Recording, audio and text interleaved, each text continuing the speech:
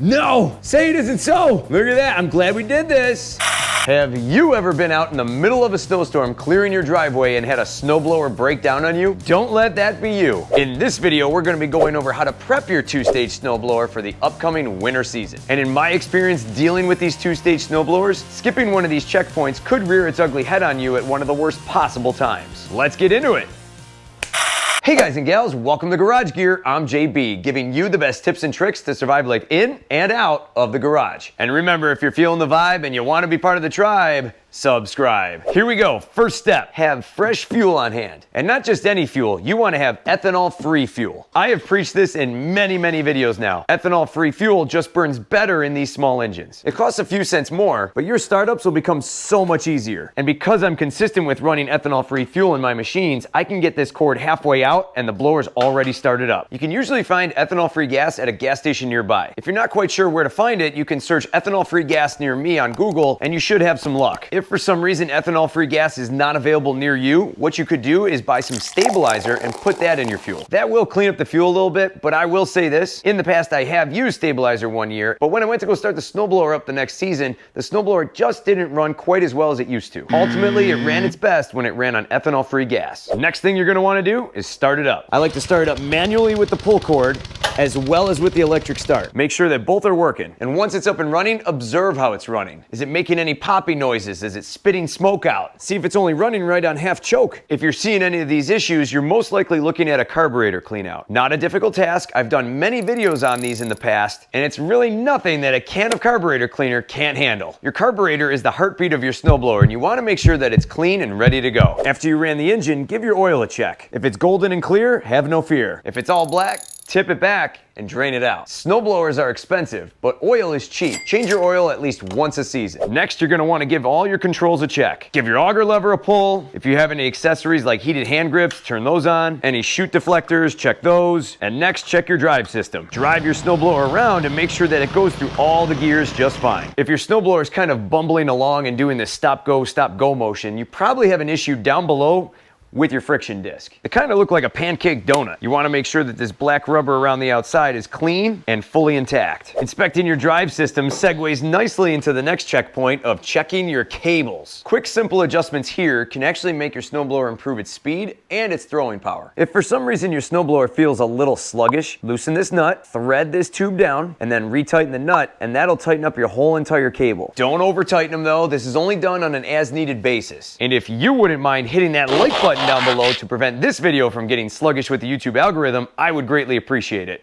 Thanks. We're not done with cables yet. You can lubricate those cables by shooting down some silicone spray, some oil sprays, even WD-40 to prevent those cables from sticking. If moisture finds a way in, so will rust. So another good thing to do here is to take off the belly pan and take a look at your friction disc and all the gears and shafts underneath. I'm gonna slide in some paper towels to prevent any mess from hitting that disc at the bottom. This way I can just take the mess and pull it right out. And I'm actually really glad that I did this because as I look closer at my friction disc, it's looking really low. So I have a new one ready to go. That'll be a video coming up. What we're gonna do is take some red and tacky grease. You could also use marine grease. Both greases will work fine. I'm just taking a little bit, just a dab. And from here, I'm just gonna grease the shaft of the friction disc. Just a little bit, that's all we need. A little hit on this side. You can spin the wheels and then just kind of work it around with your fingers like that. Be very careful not to get any on the friction disc. I've done this many times and it's worked out well for me over the years. I'm gonna throw a little bit of grease here on this gear and just work it around. And then a little bit of grease here on the chain. Then when you're done, just simply pull out your paper towels and replace your belly pan. I, for one, again, am really glad that I did this because that wheel's got to be changed out. Another great thing to take a look here at is the wheel shafts. And what I did is I took the pin off the wheel and then we're just going to slide the wheel right off.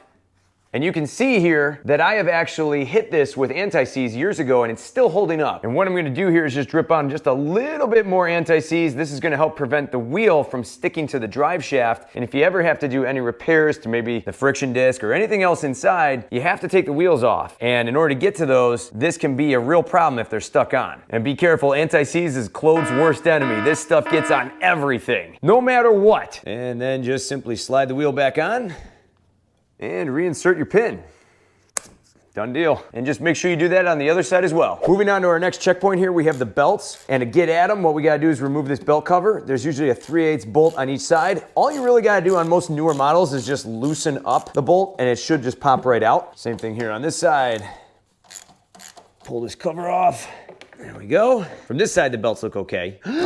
No! Say it isn't so! Ah! Look at that. I'm glad we did this. End of the season, we had a few big snowstorms, and I used this thing a couple of times. Oh, look at that. Got to replace some belts. Not a hard job. I've actually done some videos on that. I'll have them linked down below in the description. Not to worry, guys and gals. I got extra belts on hand. This is just another reason why you check these things before the beginning of the season. This could have broken in the middle of a snowstorm, and I would have had to fix it. Also, if there's a lot of play in here, it's a good idea to tighten up your tensioner. This will actually help you throw snow a bit further. When you're all done inspecting, just simply throw your cover back on and button her back up. Another really good thing to check here is the tires. Make sure that the tread looks pretty even, and then make sure that they're properly inflated to the correct PSI according to your owner's manual. You don't need to overinflate them. It's not going to do you any good. And while we're looking here at the tires, what I like to do is get back here behind the tires and spray down these bushings and the rear axle with either fluid film or some kind of protectant. Mine may look a little dirty, but it's protected. Not many like to spray this down, and these will actually get rusted out and could seize up. Next thing we're going to have a look at here is the shear pins. These have a big job in case if something gets caught here in the augers, they prevent the gearbox from being destroyed by snapping automatically. They're made of a softer metal, and you definitely do not want to use regular bolts here. They're cheap, and they prevent you from having to replace your gearbox. And while you're giving your shear pins a look, what you could do is take them out and then lubricate your auger shaft at these little ports right here. Again, spraying some red and tacky grease, that'll do a great job. Give them a few spins, reinsert your shear pin, and you're good to go. So let's have a quick look at our gearbox next. These can be very expensive and very time consuming to repair. And in some cases, if these break, you're probably actually better off just buying a new snowblower. First, what you want to do is inspect them for leaks on each side. Then what you're going to do is go ahead and remove the fill plug and then the drain plug. Let it drain out into a pan. Once it's all drained out, put the drain plug back in. And usually what I'll fill it back up with is 75W90 gear oil. This works well on many snowblowers. Sometimes these gearboxes will have grease inside. The problem that I have with grease is that it's kind of like cake frosting. If you get some on your plate and you push it to the side, it'll stay there and it'll never really get back to the center. Kind of like this situation right here, the gears will never get that grease again once it's moved off to the side. That's why I like having oil there instead. It'll be in constant contact with your gears. If you do have grease inside, make sure that you put enough in so that way it's in constant contact with all the gears. And while you're in here, you might see some areas of rust. If you have some really bad areas, you may want to consider just lightly sanding them down and then using some touch-up paint to cover them up. If you have just a few little spots, maybe what you want to do instead is use a protective spray like fluid film or liquid wrench rust inhibitor. These are great for little areas. Just get in there, spray them down, and it greatly slows down the rust from spreading. If you get a can or two before the start of each season, this will greatly protect the metal, slow down the rust, and prevent snow from sticking, therefore making your machine more efficient. What you're going to do is take your can of spray, any rust spots, hit those directly, and then what I like to do is just coat the whole thing really fast, just like so. You notice any others, hit those, just like that, you're coated. Silicone sprays work good, even WD-40. You have a lot of options with this and they all work great. Another great thing to look at is if your snowblower is pulling to one side or another. And if that's the case, check your skids. If they're worn out like these ones are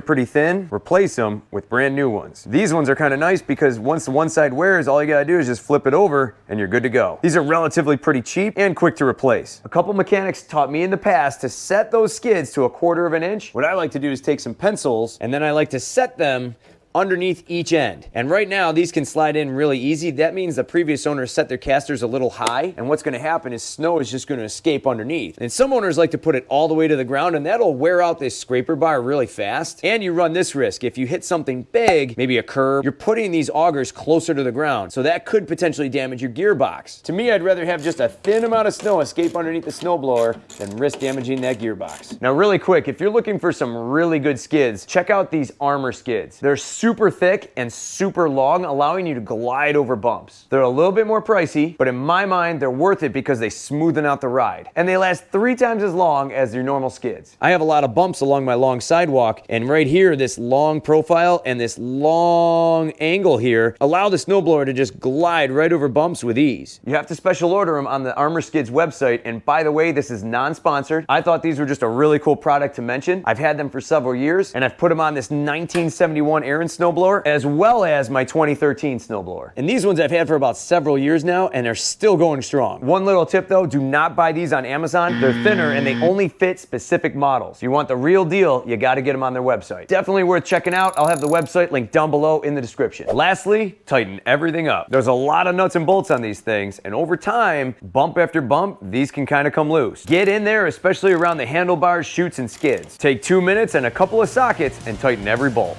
Don't forget to check out more cool garage gear videos. Thanks so much for watching, and I'll see you in the garage.